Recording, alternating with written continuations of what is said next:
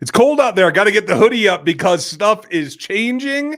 And right now I could use maybe a little fire, maybe a little explosion. We're going to talk about explosion tonight as it gets added to the Kansas City Chiefs offense. That's what we're looking for. And then we're going to answer all of your questions. You guys are driving this show tonight. Welcome to RGR Football. He's Dan Harms. I'm Ryan Tracy. We're just here to do what you guys tell us to do. What do you want to know? What are your questions and comments? We're going to give you our takes and what we know based off of that. So if you would like and sub and hit the bell, we would very much appreciate that. We got an hour here, folks. We'll probably go over because you know I always do. Probably. And I am a little chilly, but you know the hood was just feeling right to me for a minute, but now I'm over it. So we have to start with a conversation that we've been having lately, and people want to know about what is explosive. What are you trying to say, Ryan? There's a definition of explosion. I'm not talking dynamite. I'm talking about athletically. And this is what it comes down to. And I do think that there's an element of this that has to be added back into this offense tonight. And folks, if you want to support the channel, we are going to get to all the super chats. I guarantee you get an answer tonight. If you want to help out the channel and support us there, you can support us by grabbing the gear, any of it in the store. And we're going to answer as many of the other topics as we can, not necessarily every question, because a lot of the topics will overlap. Mm-hmm. But you can do that by throwing question marks at the beginning of your question, like you see in the chat right now. So explosion to me is sudden acceleration. Doesn't matter what the direction is to. It can be linear in a horizontal plane. It can be vertical plane for all I care. Both of those are explosion, and those are defined by how quickly you can maneuver your mass in a direction, one or the other. What I do in the athletic matrix is I then augment that with short area quickness, which is the change of that direction. I try not to get too nerdy. I don't do angular velocity momentums and those kind of things. We could, but we don't need to. Yeah, we could. So that's where I'm coming from. Do you see it differently, or is there something else that you hone in on explosively? For me, there's two different senses of the word when you're talking about these players. It is sometimes how quickly you get off the ball, with whether you're an offensive lineman or a wide receiver, or if you are a running back and you're trying to burst through the hole. Like that explosion from patient acceleration, I qualify as explosion. But also, if you're a wide receiver playing the football in the air, how do you explode to go get the ball? Like, how patient are you? Do you have to jump early because you don't have that sudden burst to be able to get up and go get the football? Or do you have to wait? Or can you wait? And you wait to the last second and then, disengage and go get the football because you have that ability to get up quickly. And we see that, and that's why the NFL does the combine with the vertical and the long jump, because it gives you exactly those metrics. Are you an explosive leg, all from the glutes all the way down into your hamstrings? How explosive of a player are you? And that's also why we look at the 10-yard split in the 40 for wide receivers, even for offensive linemen, those defensive linemen. If you're an explosive first step player, you're a penetrator, you can get off the ball quickly as a defensive lineman and get into that gap. That's really what we're looking for with explosion. There's a lot of different ways that you can talk about it with players, but like Ryan said, you can really just simplify it and say from point A to point B, how quickly can you get there? How quickly can you get there? But it's the short. It's not the long speed stuff. It's 1-2 yards most. Like, okay, I can get there now. I am totally with you there. And relating it to the field and what that area is, I think that's important. Yes. Folks, we are going to get to all of your questions. We have them stacked up here. But before we do that, I think you and I agree, and I think you guys probably do because you watch us all the time. And cheers to all of you regulars that are in here. Nice to see you, and thank you for being with us yet again. But before we move on, I did a live stream of the Sneed thing. Talked about it a little bit last night on the mock draft as well. But where are you? I know that we were thinking it was a possibility, obviously. Yeah. But what do you feel about it now, a couple days removed? You're guaranteeing yourself a pick. That's what this comes down to. I wouldn't have thought possible that it would have been a 2025 pick myself, but then we look in the rear view and everyone knew they were shopping him. You lose leverage, much like the Bears lost leverage with Justin Fields when everybody and their mother knew that they were shopping him. You're not going to get back what you initially may have gotten earlier if you say, well, we're going to work to keep him and teams are calling. But the Chiefs kind of let it out known that they were trading L'Jarius Sneed.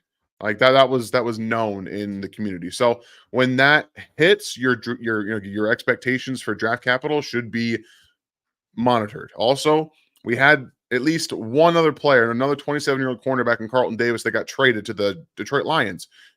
Was a third-round pick, I believe. Like it was a later third-round pick. And unfortunately, when you have an undisclosed, unknown injury that we have no real information on, we can't give information on that because we don't know the severity of it, but we know he played through something. And if it's chronic, which it has been because it's been reoccurring, those don't tend to get better. No, and teams know that too. Yeah, like those don't tend to get better. So it's never fun to see an all-pro kind of player go for a third round pick, but everyone that is just assuming you're going to get that compensatory pick. There have been 7 third round compensatory picks over the past 15 years or 10 years in the draft, something like that. There haven't been that many given out. And even if you do get one, the pick you're getting from the Titans is higher than the compensatory pick you're getting. So at the end of the day, it gives them cap space, frees up some cash right now. Whether that was a factor or not, I don't know, because I don't know the books that they keep. I don't have their books in front of me. So I made an assumption earlier on Sunday when it happened in the tweet. I don't know. I don't know the cash stuff, but regardless, they have a plan, and now they have the execution factor to be able to continue with that plan.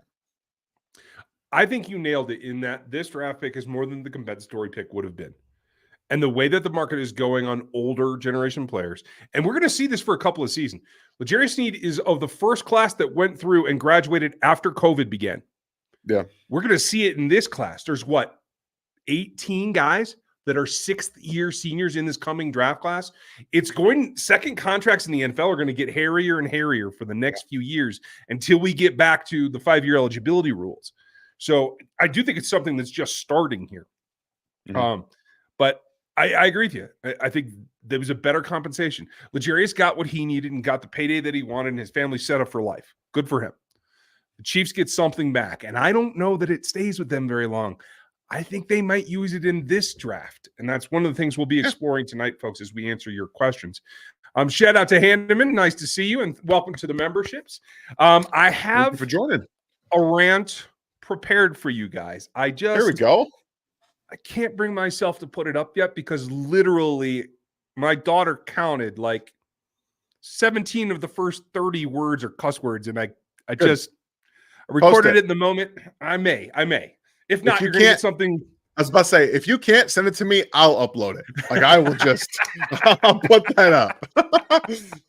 If not, I'm going to record something else. But also want to make sure you guys, since it's just us in here tonight, all you members, you get your discount through the Discord. So if you join rookie level above, you get in the Discord, right? You just connect your accounts. It's in your settings. It's super simple.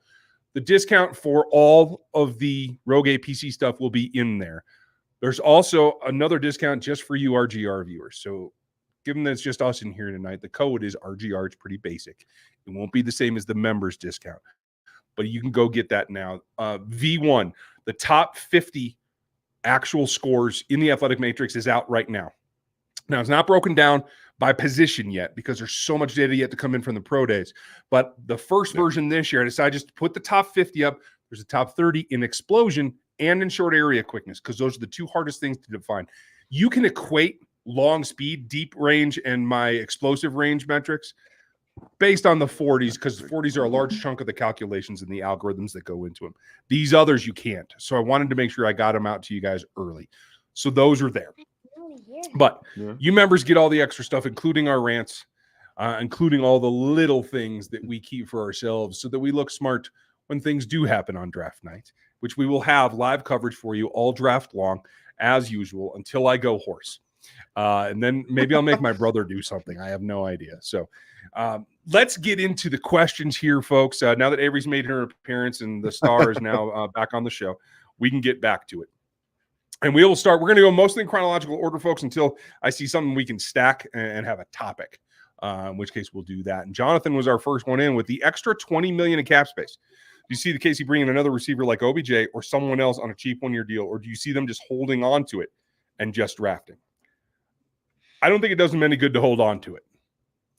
My first gut is it's just checking boxes. I think it's an experienced backup tackle or somebody who can compete with Wande Morris, maybe the guy that was on the roster last year, and maybe looking at an extension, being able to pay some of that down at one of the group of 4 guys I think are getting extensions off the next draft class to get them. Where do you think that they should spend that money, or do you think they should spend it? Yeah, I think we're going to see. I personally believe they should just pay Creed Humphrey now. Do it now, reset the market, and be done with it. Don't wait another year to do it, because what happens in another year when his hand isn't hurt? By the way, we got confirmation from Duke Manyweather's staff that his hand has been hurting all season, and that's why the snaps have been low. So let's go ahead and put a simmer down a little bit, simmer down on the he's not worth it, and then just go ahead and extend him now, because he is worth it. He absolutely should. So I believe you can extend him. I don't believe Trey Smith's getting extended. And I know a lot of people think that they should extend him, but I'll be very honest with you. You can find Trey Smiths. You can find them. Honestly, you can find better players. Maybe not in the 6th round. I'm not sure for this scheme with this fit, but fair enough. I would resign him. I just haven't seen enough to suggest that he's worth resetting the guard market, specifically with the 5 years, $100 million that Robert Hunt got. That's the problem here. It's not so much that he's not worth resigning. He is going to want that, and I'm out. Yeah. I'm 100% out. And I'm sorry, guys. I can't do that myself. No, you're absolutely right. I would not sign him to that kind of contract either, but I would resign him. And speaking of, because I just noticed your shirt, tell everybody what you're doing draft-wise that isn't on this channel or NFL 33 too. Yeah, well, you guys know I do the podcast now for Cover One. It's what this shirt is right here. My buddy John, who's actually going to be helping us do the running backs for the draft guide, because we, had some things we have done. So he's my co-host. We run the draft show over there at Cover One every week, and this is going to be a year-round show. You guys can find that on Cover One on the YouTube page. It's an extension of their YouTube page, and that means that I'm going to be more into the draft than I ever have before for this next draft cycle and then coming draft cycles. So it's going to be a much better coverage on my part than it usually is. So I'm excited for that. I'm ready. I love that grind. I wish I could still do it. So I'm glad that you are, because I am too old. Jonathan, I know you had another question here, and I'm not going to go too into it because I don't know what the heck you're talking about. And I think that does say something. What are your thoughts on an article, people saying that Casey broke the rules and Sneed called for an investigation? There are no rules that have been broken in my understanding, and I've seen no one that I trust say that otherwise. So I don't know what you're talking about, and I think that says a lot. Do you have any background on this, Dan? I haven't seen this. So, okay. Excuse me. Sorry. It's probably something that a sensationalist journalist wrote. And I'm not saying that it wasn't written by someone that you know or anything like that, but I've not seen it. I haven't seen it spoken about, even nothing, zero, anything. I do know that the agents had to go get permission from the Chiefs to seek the trade, which they did get. And that was in writing, and I have confirmed that. So other than that, I'm not sure. But if we get specifics or I see something, and then we can definitely comment on after we read it. Steve, hope you're doing well. How would the Texas running man Jonathan Brooke look in the Chiefs offense? I think he would look fine. I want to say he's a little bit more giddy up. I haven't watched the running backs. They'll be the last guys that I look at. But I have seen him play live, and I do think that he's got a nice, well-rounded ability to catch the ball, to make some guys miss. I saw him pick up some blitzes. What was that? I think against Washington, and I think earlier in the year as well. But that's my limited just game time notes. What do you have on him? Anything?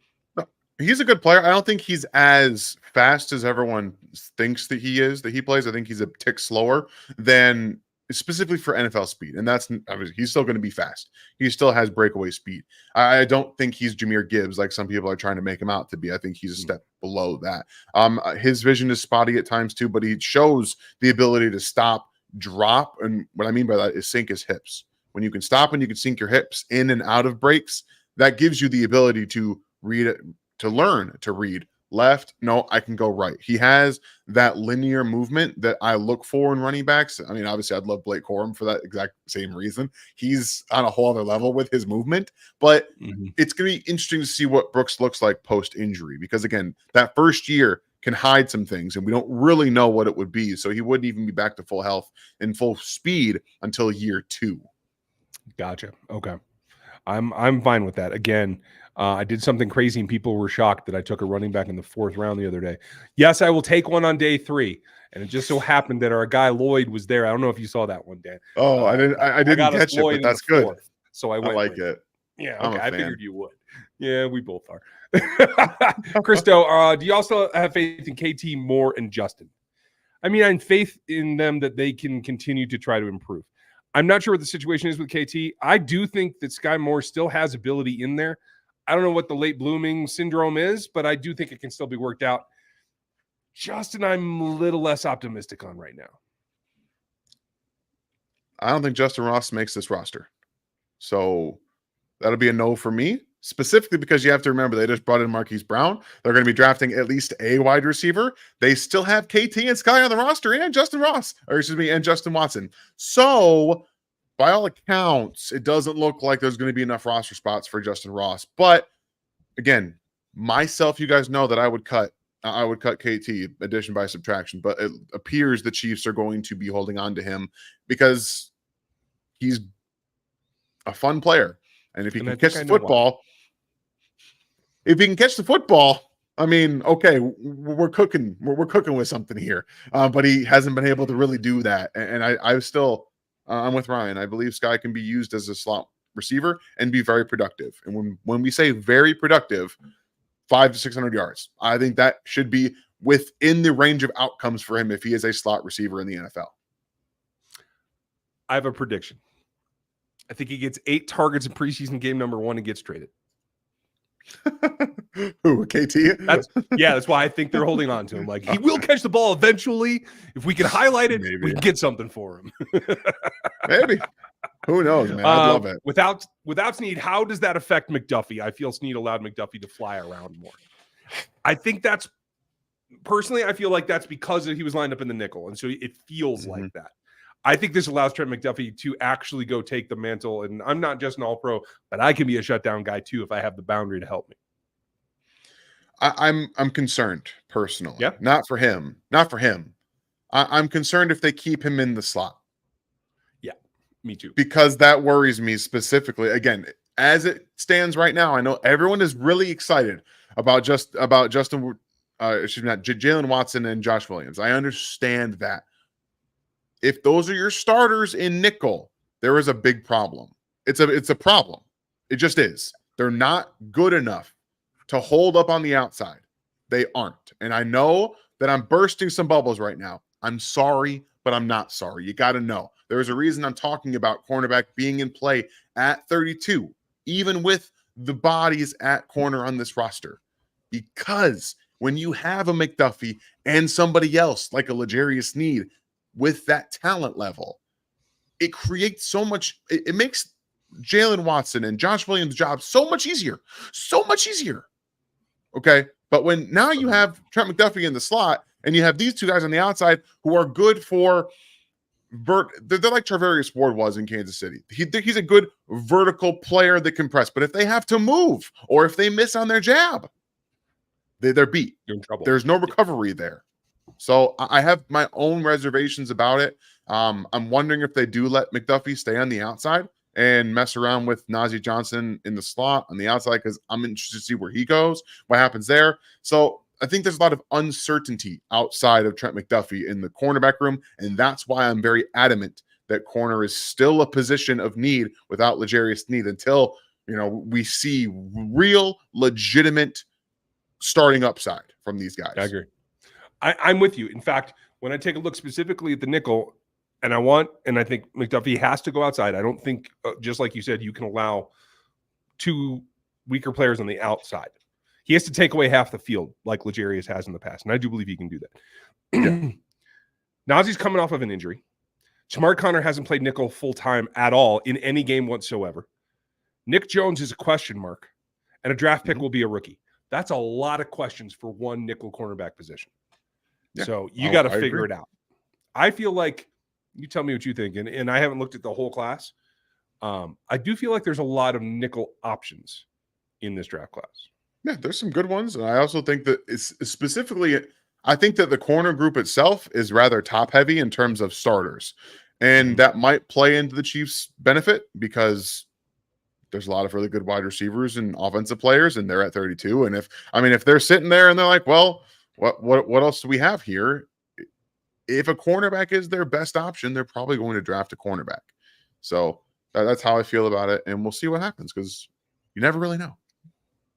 I hear you. Chris, with the Sneed trade, do the Chiefs have enough money right now to extend Bolton, Creed, and Trey if they wanted to? I could imagine Creed would be a top of the market deal. Technically, yes, I think they could because they would extend them and in new money would lower what their cap hits are. That is a possibility in that extension. And here's the thing. As Dan said, guard market now is 18, 20 million. Yeah. Center market is not. It's 12, 14. Middle linebacker. Patrick Queen just got 13.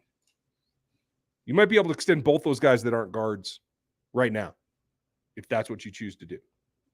I think you'd have to get the Nick Bolton one done quickly because if he has an all-pro season, even if it's in tackles, that number goes up and you won't be able to sign him next year. So if they do want to keep him as much as they say that they do, it would be smart to try and get it done as fast as they can. But I'll be honest with you, and you guys aren't going to like my answer to this because I like Nick Bolton, what he's done in Kansas City as much as the next person. I don't think he's worth that big of a contract. And I understand what he's done and what the intelligent factor is the big point of keeping him. You can get a deal on him. You get it now. You get it done now. So it doesn't skyrocket. That's what I would be doing too. And I will say this, not just the intelligence, it's the juice. It's the intensity. It's the expectation. Yeah. It's the holding players' accountability. Without Willie Gay in the room, somebody's got to bring that energy. Yeah, all of it. All the intangibles that you need your leader to be, Nick Bolton has. And so he's a better player overall than he is a player on the field. If that makes sense. I agree with that. Okay. And I am with you. Creed would be a top of the market, Chris. Yeah. Scotty, what's your grade on the overall value of the Chiefs for their original draft selection of Sneed? I mean, I don't know what scale we're using, but let's call it baseball. It was a grand damn slam, in my opinion. Yeah, it's a grand slam. It's exactly what it was. You pick him in the fourth round. Obviously, a guy who would have gone much higher had he not played safety his last year in college, and you hit a home run. You got 4 years and the best seasons out of him that you might ever see. He's going to a different system. Let's be honest. How often do cornerbacks replicate their success from one system to the next? Doesn't happen very often. So the Chiefs maybe got the best out of Sneed, and no other team's going to get that. The Tennessee Titans are going to pay him a ton of money. What happens if he's not the same guy in Tennessee? You guys are going to be looking at this trade and saying, "Oh, we got 2 Super Bowls and didn't have to pay him $19 plus or $20 million a year." Okay. Right. And that's the thing that you're betting on with 27-year-old cornerback with some knee problems. That's what you're betting on. Age, health, system. That's 3 big question marks. Yep. I think they pulled the trigger at the right time. Jeremy, we had more time to process the Brown signing. Any additional thoughts on him? I think I reacted pretty over dramatically, so I'll let you give us your thoughts. I mean, you guys know I did the whole film breakdown. I think he's in exactly the system to highlight his skill set. It's a beautiful pairing.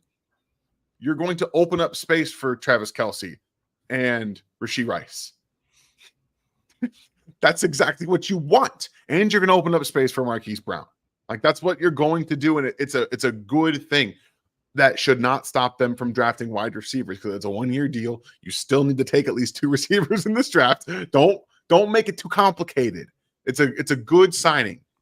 They should not extend him for any real guaranteed money. at all. Period. End of story. I do not care what season he has. He can be extended, but the guarantees have to be minute because that foot can disappear at any moment. Right. Yep. Yeah. You can get killed walking your doggy, to quote one of my favorite movies of all Don't time. matter. Go watch Heat, folks. If you don't know what I'm talking about, go watch Heat. Can we draft Trey Benson in the 3rd round? No. You shouldn't. I wish they could, but if they had 3 3rd-round picks, I'd say go for it. But they don't. Yeah, I could not justify that, Jimmy, as much as I appreciate the question and your support as always, buddy. I cannot take a running back until day 3. And they can't. They have 4 top needs. And Dan, we can review these. It's still tackle, wide receiver. It's also corner and defensive tackle, right? Yeah. I know people are going to throw defensive end up there too. I'm very confident that Mike Danna is going to be coming back. So you guys can just kind of chuck that off the list. And his market did not appear. It did not bloom the way, honestly, it should have. Mike Danna should have had a market. Should have had a much better market than he had. And I'm honestly kind of disgusted in the league because he's been an extremely effective, good, does whatever you ask of him player. And that's it's not fair to him. So I hope the Chiefs bring him back and give him a decently good contract for what he's done and what he will do, because he'll just keep doing what he's asked. And I love that kind of player. And back to the first question of the night, I think L'Jarius Sneed bought Mike Danna's return. I think that's what that very true does. Thank you, Jimmy. Appreciate you. Jonathan, would you spend a pick this year on a guard in advance of re-signing or losing Trey Smith, or wait until next year? It depends on the player. I think there are some very, very interesting day 3 guards on here that I could get into. One of them plays at Holy Cross, and I can't find film on him to save my rear. But I like what I've seen in all the testing that I've seen so far. He moves well, and he's smooth. And I think he's a little underpowered from what I see. But I can't remember his name off the top of my head because that's how small of a school he plays at, Dan. Yeah, I don't remember the Holy Cross stuff. The only guy I know out of Holy Cross is Coker. So, and I'm on the end of you should always be investing in the offensive line. And now that Nick Allegretti is not in Kansas City, they should probably use a day 3 pick on a guard anyway. Yep. So yeah, draft a guard, draft a flexible player. Honestly, Dominic Pooty just said. I was about to say, I was literally about to say, Dominic Pooty can play all 5 positions. He can play all 5. And he would be the ultimate replacement for Nick Allegretti if he were drafted on this team. Problem is, he's going to be a day 2 pick. And he's not going to hold at left tackle, in my opinion. Spot start? Okay. Hold? He could be a replacement for Creed Humphrey when Creed moves to left guard. I'm just saying. Again, we talked about this a couple weeks ago. I know. I want everybody to hear me say it, though. Yeah. I have converted Ryan into thinking that Creed Humphrey is going to be a guard in a year or 2. So you're welcome for that. It came from him. I am 1,000% bought into it now. I love this concept. Keep your good players. I don't care where they play. The top 5 play on that line. Extend Creed Humphrey now. Make him play guard next year, the year after. I'm just so pissed I didn't come up with it. But I'm glad you convinced me. Is Eckler a good fit? He is for the Commanders or wherever he's playing because he signed something. Yeah, right. Yeah, I believe he's a Commander. Is it okay? I wasn't sure. But Anthony, I do feel like his injury history would preclude me from signing him in Kansas City if he were available. I just don't know if he's going to make it. Yeah, me either. I'm worried about him. Yeah, and I just did the wrong thing. Sorry. With all the negative attention around Clark Hunt spending on the practice facility, does he charge that considering he is wanting a sales tax increase from Jackson County? I'm not sure how to answer that. I just want to say thank you to all the Jackson County residents. Oh, okay, change. I hope that he changes because he should just feel guilty about not upgrading the locker room that the guys are in every single damn day. And you have 3 championship rings now. So, yeah, I think you should just do that. I just want to say thank you to all you Jackson County residents. I get more emails from this committee than I've ever gotten from any committee in my life. And I know it's a lot of cash to spend, and I know it's a burden. But I do think they will go to Kansas if it doesn't happen. So keep your fingers crossed is all I'm going to say.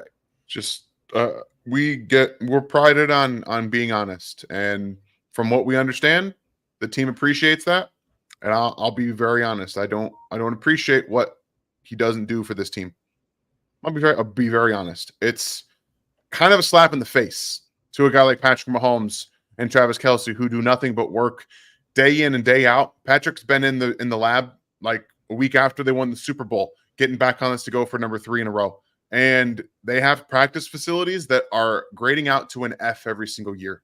We have confirmation from a guy like J.J. Watt who says the players take this very, very seriously. These grades, they take them seriously.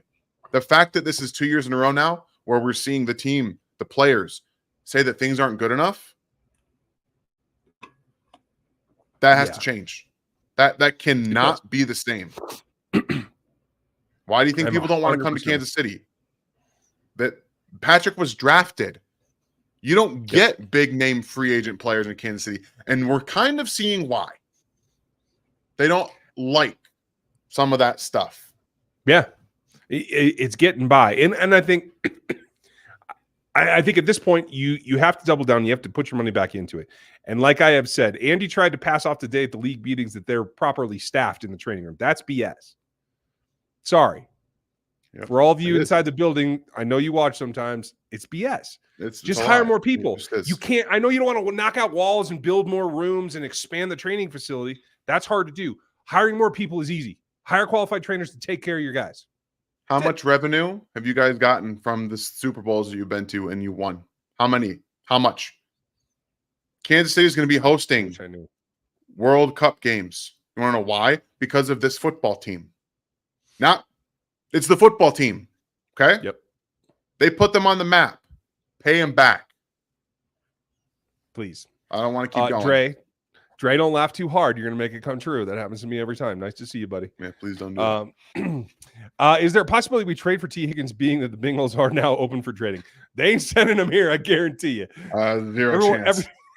Everyone wanted to yell at me the other night when I came up with a plausible scenario based on PFF's board that the Steelers might trade us a pick, and people lost their minds that I'm an idiot. There's no way the Bengals will give you a dude that wins passes for them. No. No. I mean, I like to think outside the box, but damn. And Rafiq, that's not a complaint to you. But no, I think there are very few teams, and people want to yell at me for like AFC teams aren't going to trade with us. Well, some of them aren't. No, but the Buffalo Bills did. That's how you got Patrick Mahomes. I just want to point that out. It does happen sometimes. I don't think the Bengals are one of those teams. I agree. And that's okay. Screw them. Let them drown in their own sorrows. Anyway, Des, thank you for the support, buddy. Which teams in the draft are the best fit in KC? Have you had a chance to watch them yet? I've watched some of them. At this point, I just don't think that tight end is on the table anymore. I just don't think it's on the table.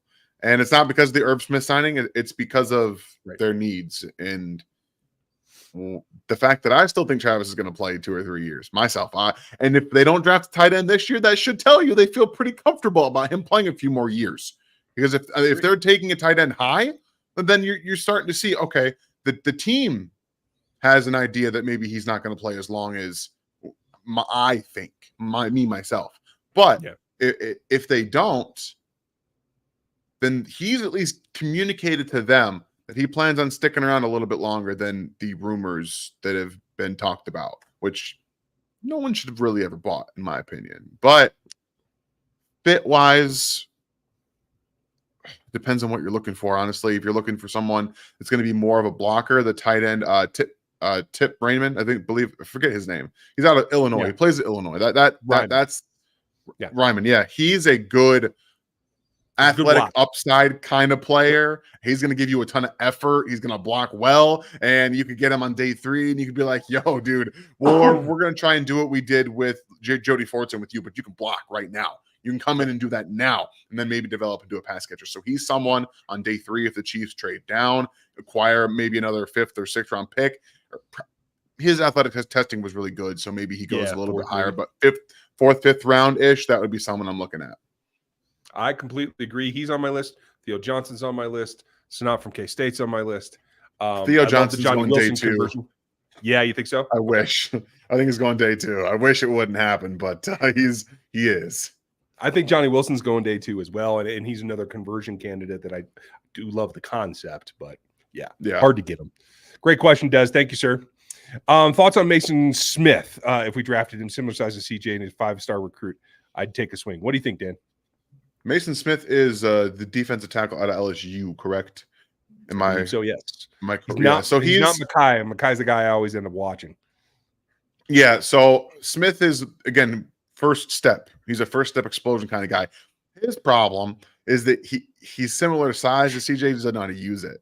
He's very raw with his hands and his power. So if he gets in the gap early, good for him. But he takes himself out of gaps like Chris Jones does, and he doesn't have the athletic ability to get back into that gap or get in the backfield to do that. I don't think he's going to hold up as well. But again, it's athletic upside you're betting on, those penetration type guys. So I wouldn't take him before 4th round, probably myself. I think that there's going to be a team that goes on day 2 and drafts him. So fit-wise, it makes sense, but they also brought back Tershawn Wharton. So you have Chris Jones and Tershawn Wharton. It doesn't lead to a ton of draft a 3rd guy for that role. Yeah. I think if there's somebody in the top 100 and the other positions don't look as good, you have a good grade on somebody. It is maybe. You know, if it stands out and it's a possibility, maybe they go for it. But it can't be like the priority. But that's what Dave's asking. And Dave, thank you. Longtime supporter here on the channel and one of our members. What are your priorities after the Sneed and Hollywood business? Yeah, they stay the same for me personally. I think corner comes up a little bit more because of what we talked about earlier. Just not having real answers to some questions that I personally I don't believe, and I think the team feels the same way. But we'll find out. Maybe I'm wrong. Maybe the team is much more confident in Najee Johnson than I am because I frankly haven't seen him play. Haven't seen him play a damn lick of football on an NFL field at all ever. So I'll plead ignorance there. And Hollywood doesn't change. Yeah, Hollywood doesn't change anything for me. It's a 1-year deal.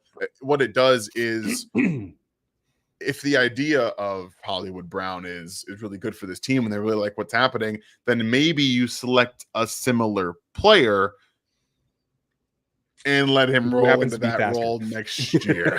That's all I'm saying. Okay, I like it. For me, I'll just be blatant. It's still tackle 1, receiver 2, and then I have to go right now. DT still, then corner, guard, tight end, running back last. Yes, you have to supplement there. There'll either be UDFAs, there'll be some free agents that stick around. I know we have to have another running back because it's slim pickings behind Pacheco right now, and I understand that. That's where I have the priorities, Dave. Thank you for the question. Kyle, thank you. How would you rank the current needs there? So I put these together just slightly different. I think you get the deal. And how would you draft them if there was an equally valued player at the position in each round? Tackles are top heavy in my opinion, but there's dev guys that you can go to. Corners, like you said, are very top heavy. What, 5? 5 that can walk in and beat day 1 starters? Yeah, I would say 5 to 6. You could probably talk yourself into one more corner because I think Mike Sanger still is also a guy who could start right away. But they're more scheme dependent after that. But yeah, there's a good amount I think that you could get to start day 1. I would look at scarcity because I feel like the defensive tackles are probably the most scarce of these 4 positions. Do you disagree? No, I don't at all. There's one rare guy. And then you have a couple of guys that I really like. It starts to get really role specific after that. And it's hard. It's really hard in this class. I think I've done 12 defensive tackles, and it's a lot of scheme specific guys after the first maybe 3 or 4 names. And that's not where you want to be for the Chiefs. But if it is for them, maybe it is. I don't know. With Chris Jones, maybe they just say, hey, we'll just get role specific guys and figure it out. And role specific brings you down the board. That's less valuable in this draft. Correct. To most teams. Somebody will fall in love. They usually do. But I agree with you. And even the guys that are high have some questions. Byron Murphy's an excellent player. He's undersized. He gets to the league, he will have a harder time than he had in college. Let's be real. Fisk looks like his penetration, his functional strength through the gap makes me feel like he can transition a little bit easier than Byron. Devondre Sweat is a one-tech nose tackle to me. I don't see that he goes anywhere else. I don't know that he can do anything else. Those are probably my top three, knowing that I've only looked cursory at them. Is any of that off, or am I crazy?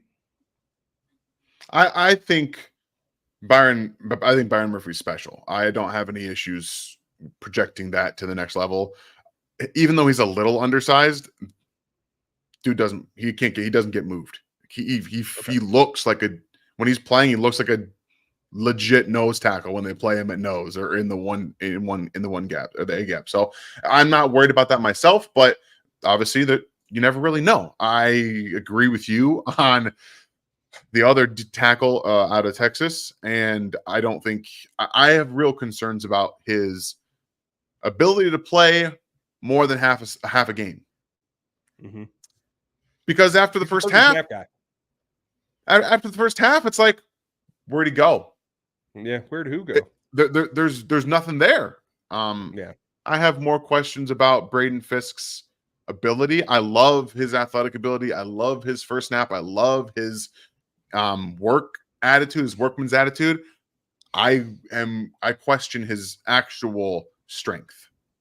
I know that he bench pressed all right, but he's got short arms, shows up on tape, and I don't think that he's as strong against the run. I think he can get displaced quite easily. So it's that mix. He's going to live in the backfield. Sometimes you just kind of have to live with that. And if that's the role you're bringing him in, say just go penetrate. All right, I'm good with that. I'm okay with that. I like that. Me too. Yeah, I missed that a little bit. And so Handyman, I'm glad that plan came together perfectly for me to put that up as you were talking. So that was awesome. Handyman, thank you for your question and your support. Kev, what's going on, buddy? Leggett, Pearsall, Burton, Franklin, Polk, Baker, Washington, McMillan in your preferred order, Dan.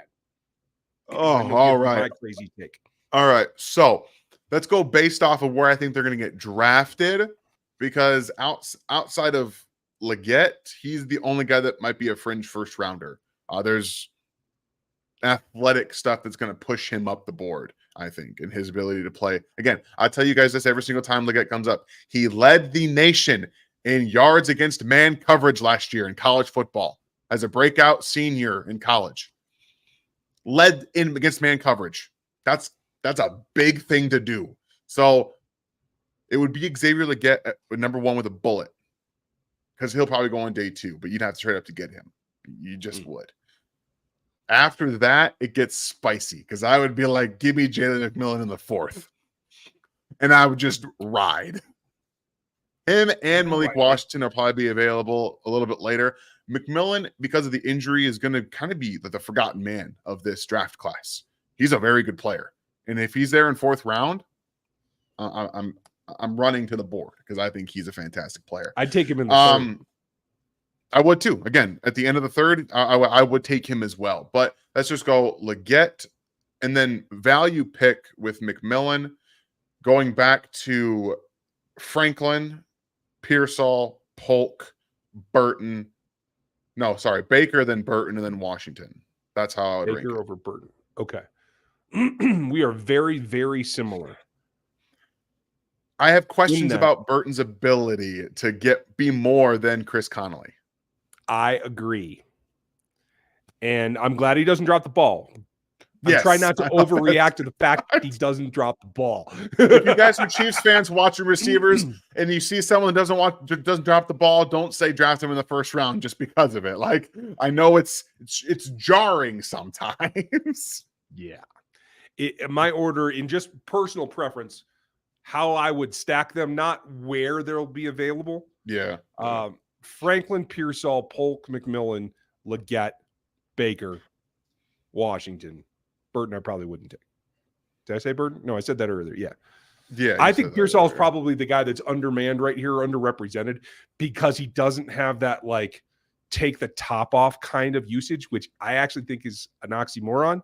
Because I think if you put him in that situation, I think he will come up with the ball more often than you think. I don't, but again, he was never asked to do it, so it's right. It's it's that mystery box. You don't know what you're getting because he was just not asked to do it. Yep, absolutely right. Thank you, Kev. Great question, and you can tell Dan and I are very different on here. Difference is Dan's done film on all those guys, and I've only had a cursory look at all of them. So, hey, take it. Would it be possible to to cover some football terms in a video? What does it mean? What does weak side mean? Strong side, upfield, downfield? Yeah, sure. We can go over some of the basics, especially if it's stuff that we use, because hate to throw stuff off and confuse people. So, yes, we'll do a glossary show. How's that?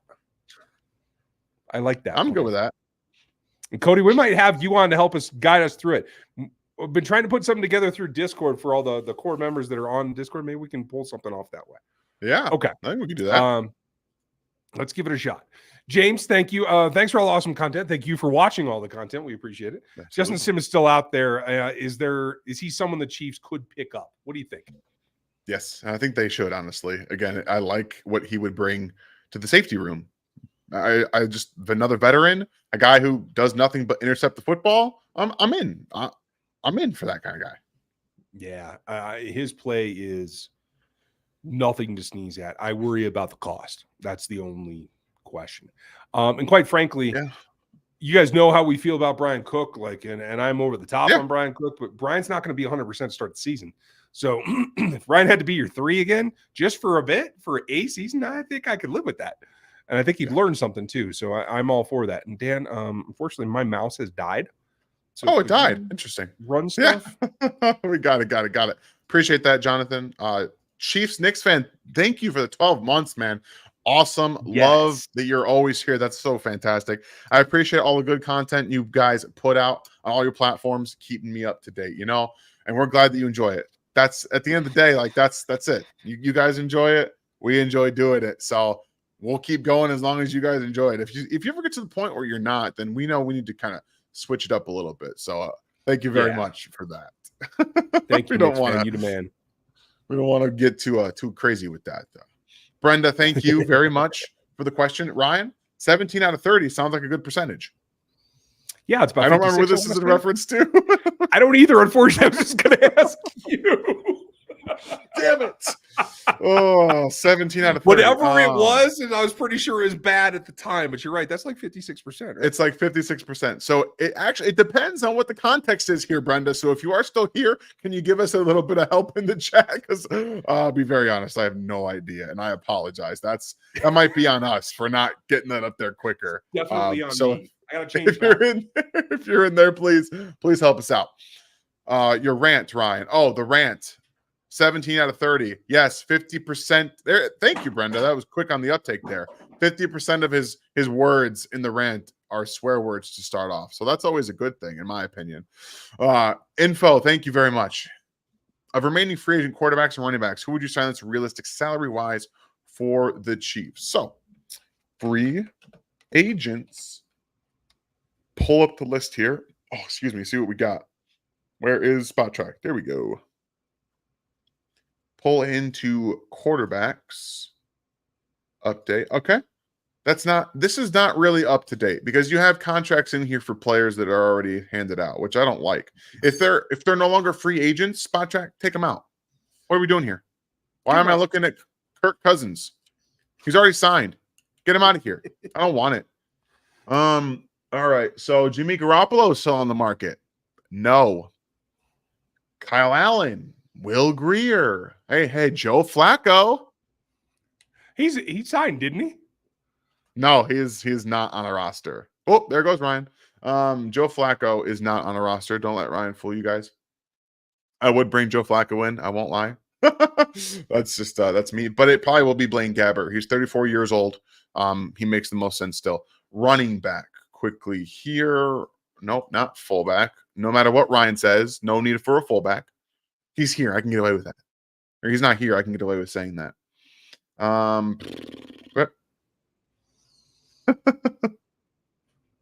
Oh, Jimmy signed with the what? I have no information that Jimmy G is signed with anybody. We're going to check that right now. Go ahead. I don't know. Spot track, get your shit together. That's all I got to say. Okay? Because I can't be doing this for the people. I can't rely on you. If I can't rely on you, who can I rely on? Oh. Flacco's a cult too. All right, Spot Track. Thanks for your information. So it's probably going to be. Yeah, that's right. Jimmy G's with the Rams. He's not a Philadelphia Eagle. That's right, Ron. He's a Ram. It's probably going to be the same quarterback that it was last year. It's going to be Blaine Gabbert. That's who it's going to be. And I would tell you free agents for running backs, but I don't see any because all their free agent list is people that have signed. So available players. Here we go. Cordell Patterson. Nope. Ezekiel Elliott. Nope. Clyde Edwards-Helaire. No. Boston Scott. Nope. Damian Harris just retired. Cam Akers. Why not? 24 years old. Why not? Hey, not Jarek great. had the same kind of knee things early in his career too. He recovered. Yeah. I don't know, guys. Jarek's probably coming back. It's not looking good. I'm sorry. I wasted a lot of time with that answer. Thank you, Info. I appreciate it. Blow up my own rig. I don't know what I'm doing here. Scuba Steve. What do you think of the need? Oh, the new hip drop tackle. I might have enough for a rant on this entire topic. So I like it. Stay tuned for a rant. I want to see that. And I'm preparing like JJ Watt said. I'm getting the flags out so we can strap them on everybody's waist. Literally tweeted out, we're one step closer to flag football because that's what it is. Yep. Buckeye Brazy. Thank you for the support. How do you feel about David Bakhtiari signing? I'll take 85% of a healthy Bakhtiari over Smith. Where are you at? I've kind of talked about this before, but there's a rumor floating around that he won't play on turf. Period.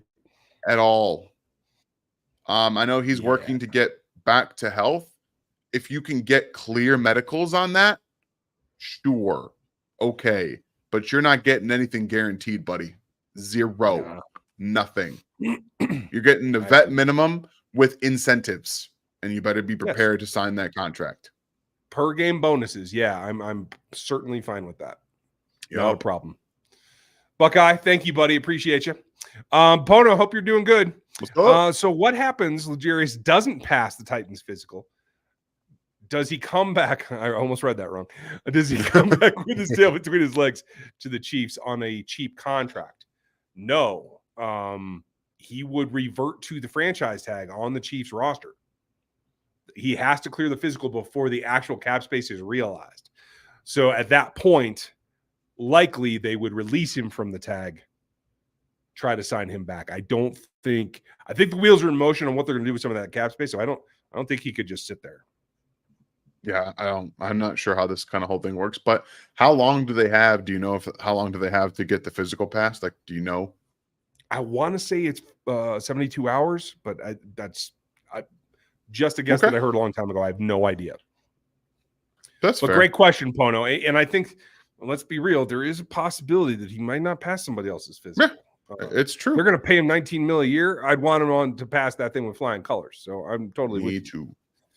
Kaj, do you guys think that the Titans record will be under the new head coach and GM combo? I think Veach took a calculated risk on next year's third rather than this year with them going 6-11. They might win one or two that way. You ain't going to win a whole lot with Will Levis as your quarterback. I'm just telling you. I'm with you. I'm with you, dude. Like, unless we see a marked improvement in his footwork and peripheral vision, which I can tell you guys, peripheral vision doesn't get better with age. It just gets worse. I don't care how old he is. He can't see. He's like a horse with blinders. He can't see. He doesn't see the pressure. Stop. He also locks into his guy. Bailey Zappi's a better quarterback. I'm just saying. I mean, you can get with your Bailey Zappi stuff all you want. Bailey Zappi is not I'm an just trying NFL to get you to quarterback. say it once. He will- I need you no, to affirm I one would thing still about take. Bailey Zappi. I would still take Will Levis over Bailey Zappi. He will be in the XFL, UFL very soon, guys. He's not I'm an gonna NFL get you one quarterback. day. I'm gonna get you. You won't. Destishadow 44. I have no idea if I said that right. I tried to edit this before. The Sneed article said that you can't take a player just to shop them. No, that's not even correct. Yeah, that's not accurate. No, you there is no whatever you want. Yeah, there is no like asterisk under the tag. If the tag is there, it's applied. You can do whatever you want. You can try to extend him. You can try to shop him. It doesn't matter. Yeah, and they requested to seek a trade, so that's how that works. There is no restriction. That's why they call it team control, because you can do what you choose to do with that contract. Thoughts on Charles Leno? Could we pursue him instead of Donovan Smith? Donovan's a better player, in my opinion. No, he played here last year too, so he has that up on him. Yeah, I don't think it would be an upgrade is the problem. How many first round grades do you guys have at wide receiver and tackle that are also fits in KC? Well, that's the question. I am taking a blanket effect, and I'll let you talk about wide receivers because I have just a very rough stack so far. I have 5 first round grades on tackles or guys that I could let go in the first round. They're not all left tackles. There's only 2 of them really that I think are left tackles. And so this is part of the equation of having a $20 million right tackle right now. Is that Juwan Taylor could be playing left for you if you have to go that direction, which I don't necessarily mind. I think he's capable of it. I think he is too, and I don't have any issues putting him at tackle or left tackle and seeing you just letting it ride and see what happens. I'll be honest, you probably get the same level of play from at left to or at right for him. I don't see that he would just become an objectively bad left tackle. I don't think that's going to happen. At wide receiver, I only have 3 true blue first round grades, like signed, sealed, delivered, and they're top 10 players in the draft. All of them, right? All of them. All 3 of them are top 10 players in this draft. So we're talking about some guys that have the ability to become like retrospective first round type players. But each one of the guys outside of the top 10 wide receivers or the top 3 wide receivers in this draft, they have questions. They have questions, but everyone does. Even Malik Neighbors has a lot of questions. I'll be honest. I don't know if he can get open in the NFL. I know that he's schemed in space. He gets a lot of little scheme touches. He's electric. Can he run against routes in the NFL? I don't know. I know that his electric ability is why he's going to go like number 2 wide receiver drafted. And I have Rome Odunze higher than him. I love the way you came around on that. That's awesome. Oh, man. First round grades and first round expected selections are very different, Will. Yeah. And I think when you see our boards, we're going to stack the boards of where we have guys graded, where we would select them. You'll have a better idea of how we see. That's still coming together, and it'll be part of the process as we go forward. Oh, man. Thank you for your support, buddy. We're going to work on quickening up here because I know Dan has stuff to do. We only have 7 left, so we're doing all right. One more inch. Thank you. That's what my wife usually says. What are your expectations for FAU this year? Do you think that we can develop into a solid starter? I mean, hey, this is the big question. FAU had a redshirt year. Can he jump into the fray? That's going to be the big question. Sorry, that was maybe that should be on the damn members shout out. I think he can eventually become a starting level player with some upside. I think the fact that maybe the biggest play of his career so far happened in the Super Bowl, it means that it's starting to come on. You know what I mean? Like, I took that as a positive sign. Maybe I'm reaching, but what do you think, dude? So as expectations are improvement, starting, in my opinion, right now he is your starter opposite of George Karlaftis. So the expectation becomes, can you win sometimes? And he won multiple times when he was starting, when he was asked to play more. He was still winning. It's going to be about converting now. Got to get some sacks. It's time to put it to the test. He got some playing time against the Chargers earlier in the season. He got some, and obviously he played a little bit in the playoffs. Experience is great. This entire offseason is about developing him into a starter. So my expectation is for him to honestly be the best pass rusher outside of Chris Jones. Shouldn't be asking much, honestly. Yeah. And that's not to talk down to George Karlaftis. He's been fantastic next to Chris Jones. But you don't have Charles Omenihu. You don't. For 7-8 weeks at best, maybe. So I expect him to do what he did in college, which was work, use his tool bag, and be unpredictable. And if you can be unpredictable, you can win against NFL tackles. I think he can do that. Okay. I'm down. I hope that that's the way it goes. And it feels like the momentum could become a reality here pretty quick. Thank you, not one. Gary, is Mizzou defensive end Robinson worth pick number 32? This is not a Mizzou thing, but no. I have him in the 60s right now. I do think he's worth a second-round pick. And that's mostly because I don't think he's a defensive end. I would play him at 3 tech as a tackle. Oh, me too. I love you. Yeah. I have him as a defensive tackle on my board. I graded him as a defensive tackle. So he's somebody who I don't see in the same mold in this defense as a defensive end. I think he can win on the inside and give you some of that Mike Danna flexibility. Maybe you play him on the outside as a run defender, but when it comes to pass rush, you want to slide him down and get some matchup problems. I think that he'd be very good in the Charles Omenihu role. So again, if the Chiefs have him as a top 50 player and he's there at 32, it's possible they draft him. But again, we're talking about, I think Mike Danna's coming back. Charles Omenihu will eventually be playing. That's 4 bodies deep already, and 2 first-round draft picks and a lot of money for Charles Omenihu. You're going to do it again? See where I'm going, Gary? See where I'm going with this? Where was Danna selected? Danna was a 5th-round pick. They traded up in the 5th round to get him. See, I see him more like a Colin Saunders, who was a 3rd-round pick. I see him a little bit higher than that. But again, I agree with you. I think his length and explosion, what he showed us at the Senior Bowl, we were both there in person and saw it. I think he can make a living inside. And I think ask him to come off the edge, I think, is too far of a gap for me. But that doesn't mean he can't be productive for you. He is a very straight line athlete. He is, I'll get downhill, guys. If you ask me to change direction, oh boy, we got a problem. But his hands are violent, and he's pissed off, and he's coming at you, and I'm into that. So I like the way he plays. I do. Yeah. Sorry, Gary, just probably not at 32 for me. Yeah. Like Steve, bigger defensive play, Dan. Tayshawn's blocker, Reggie Miller, or LJ's forced fumble on Zay Flowers? LJ's forced fumble on Zay Flowers because it led to them winning a Super Bowl. Ding, ding, ding. I'm totally That's why. You. Good question, Stephen. Sugary, nice to see you. That, Thoughts Steve. on Texas Tech's Bunny Taylor, Demerson? I never do the 3-name thing right. Feels like a Veach DB if he's available in the 3rd, 4th to me. I've seen him pop on a couple of other films that I've watched. I haven't done anything on him specifically, but I can't tell you that 3rd is even in the possibility. I see him squarely as a day 3 guy. 4th might be a stretch. I haven't seen anything on Bunny, so that's a blind spot for me, guys. Sorry.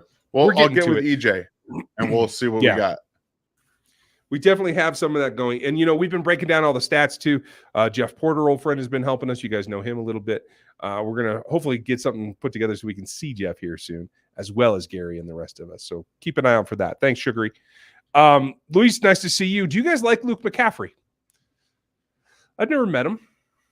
Seems like a nice fellow. I'm sure he's a McCaffrey. I'm sure I'd like him.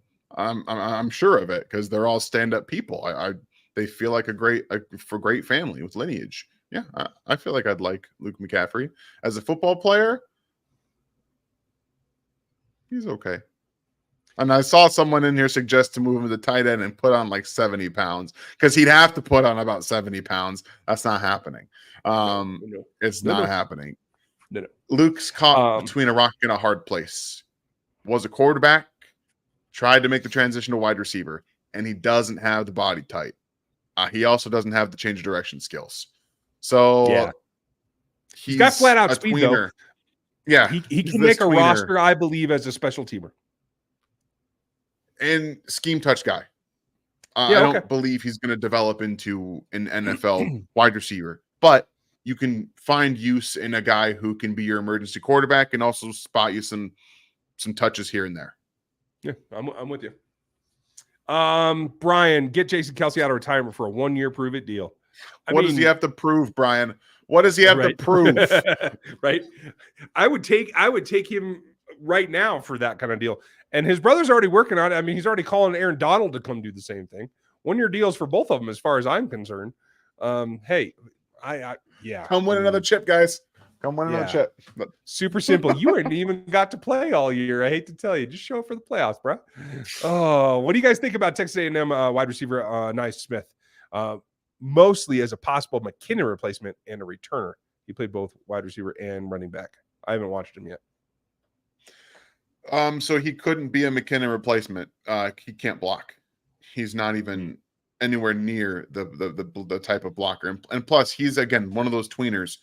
I don't think he's as good as he was when he came out at Texas Tech, when he broke out. He broke out like as a freshman or a sophomore, and he's progressively gotten worse. Injuries, speed is there, change of direction is there. He is tough for his size, but he's DeAnthony Thomas. He's a fine player. He's a tough player. There's just not much upside there, in my opinion. As a returner, pure returner, sure. But I think you got a couple options on this roster that you're probably okay with in thinking about. You know, Nico Remigio is a guy who would be in that spot for me. I'm excited to see him. Hopefully he's 100% healthy. We're going to find out. Thank you, Aim Straight. Steven, thank you. Best quarterback in the draft. Is Caleb all hype?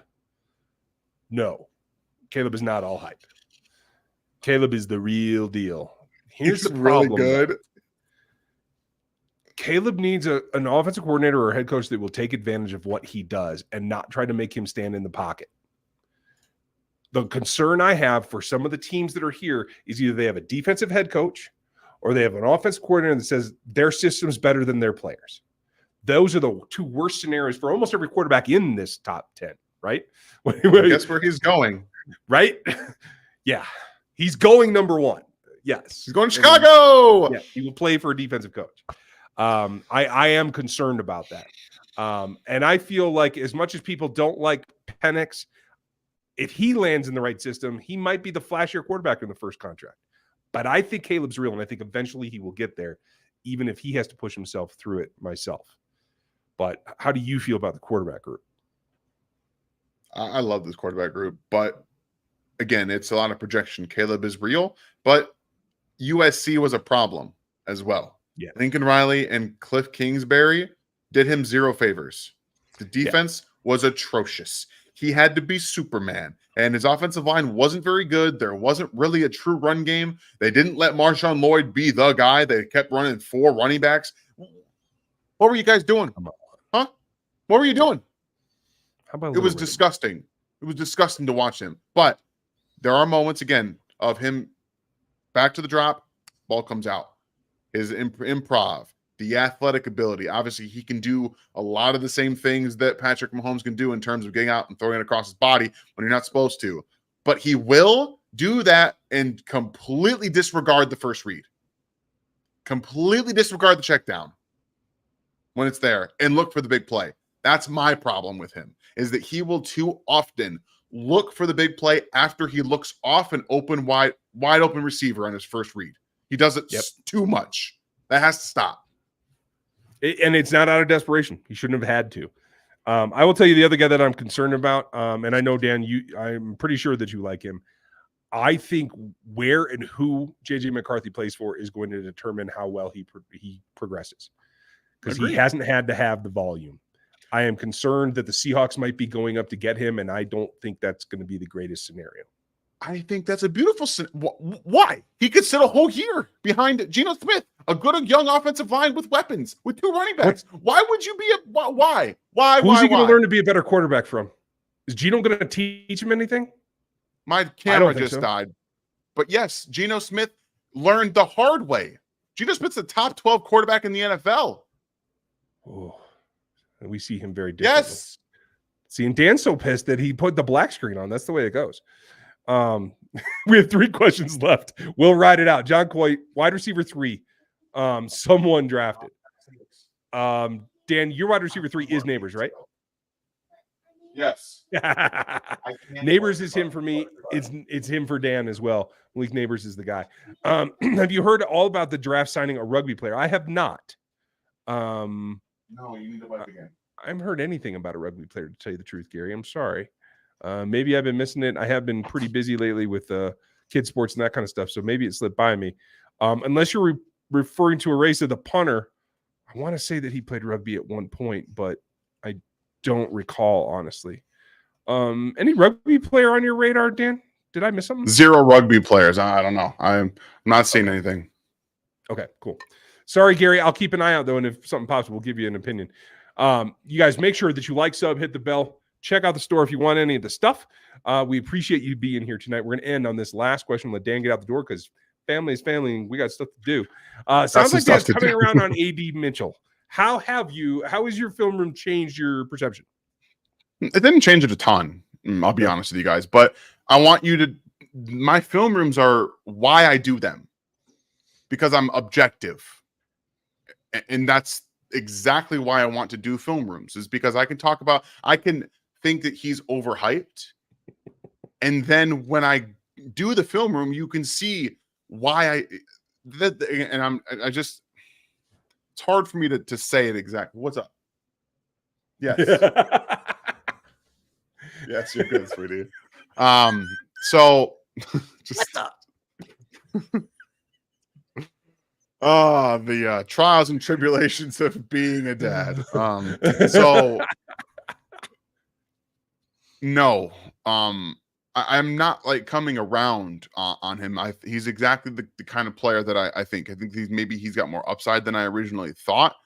But there's still questions about his game, and I highlighted those questions. But this is exactly why we do the film rooms. It's why I do them specifically for these college players, because you guys hear my opinions a lot. And my opinions is that he's overrated, in my own personal opinion. But when I do film, it's objective. I tell you what you need to know. I don't let my own personal opinions influence that. And the fact that you got that coming out of saying it feels like I'm higher on him now is exactly the kind of thing I want to promote. So you guys know that I'm just showing you what he's good at, what he needs to improve upon, and how he fits. And so I appreciate it. Yeah, I agree. Drum, Aaron Donald with CJ would be crazy. Like, you don't need to just at that point. Those guys you don't. It's over. Best go find some guys from the UFL. Best offensive tackle for the Chiefs, I feel, is Olu. I would go Fatanu after that myself. Yeah, yeah, absolutely. Both. And it's nothing against Joel. For his size, Joel is a great athlete. He's just not the kind of athlete that they want in this offense. So the more athletic types are the reason that I say that. I'm not trying to slam Joel, everybody. Okay? No. Frank Gore Jr., I do like him. He's a day 3 guy all the way for me, but they brought him in the 6th or 7th. I am happy as a clam. Same thing with Isaac Guarendo. Sorry about that. Yes, he's got speed. I don't see a lot of cuts, but I haven't done film on running backs yet either. So he feels like Isaiah Pacheco. That's like it feels like he's Isaiah Pacheco, which isn't a problem. It's not a bad thing, but it's just replicating the same skill set you have. Feels like the Chiefs like to have diversity in their running back room. See, this is how it works, Tyler. Guys, this is why my screen freezes. This is why my internet screws up. When I disagree with Ryan, he uses the force and just kind of screws my stuff up. Right. You are not a beautiful and unique snowflake. That is another quote from that movie, folks. I'm not trying to be mean. How many times will Veach trade up in this year's draft? At least one. I am all but certain. I'm going to say one and then trade down a time or two. I agree. Dave, thank you. Nice to see you. Dan, thanks for sticking with us and making it work. Folks, we're going to go be dads. Yep, right. On to the next thing. Thank you for spending your Monday with us. I like that one very much, Holly. That's funny. Look kind of robotic. Thank you, Holly. And also with you, Miss Holly. Okay, everyone have a great Monday night. We'll be back with you. We have all kinds of stuff coming. I'm trying to get the edit done on something special for you tomorrow. If it doesn't happen tomorrow, it'll go up later in the week. But be on the lookout. It's always fun for me to do this. And I did not eject Dan Oregon, I swear. I don't have a special remote control. He did. I found the battery. I found the battery on my floor. Like, it just came out. Like, I don't know how that happened. I have spies everywhere. It's awesome. You guys have a great night. We'll catch you tomorrow.